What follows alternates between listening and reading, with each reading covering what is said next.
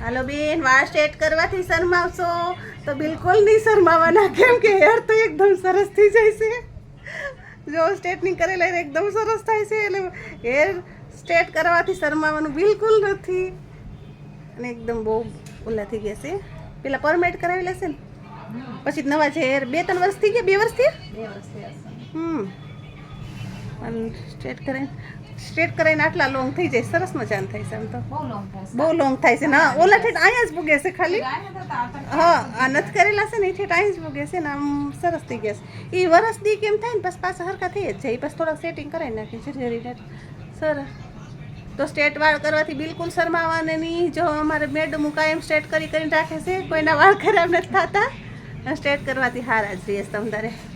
Hairstyle બેસ્ટાઈલ લેવાનું ક્યાંક ગયા હોય તો બાપ કાંઈ ત્યાં તો કાંઈ હેરસ્ટાઈલ લેવાની સુવિધા ન હોય તો આપણે શું લેવાનું માથું લ્યો. તો સ્ટ્રેટ બેટ કરીને રાખો.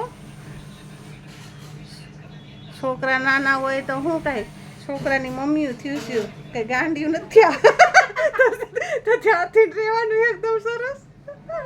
છોકરા બિચારા છોકરાનું બાનું નહીં કાઢવાનું કે નાના છોકરાવાળા છે તો નહીં કાંઈ કરવાનું નહીં. સરસ જ તે એકદમ મસ્ત થઈ જાય. હમણાં જોઈ શકો છો બધા હેર સ્ટ્રેટ થાય એટલે બહુ લોંગ થઈ જાય છે.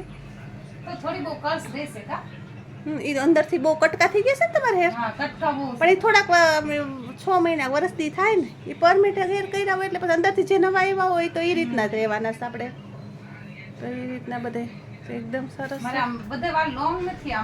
કટકા છે. હા, તમારે નહીં સરસ થઈ જાય એકદમ.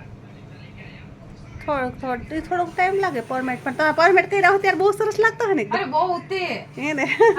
ગ્રોથ છે ને, જેને ગ્રોથ વાળા હેર હોય ને એ પરમેન્ટ કરીને બહુ સરસ લાગતા હોય એકદમ. પછી બધે કરાવ્યા રાખે થોડાક ટાઈમ એ તો બધે કરાવવાનું ચાલુ રાખે.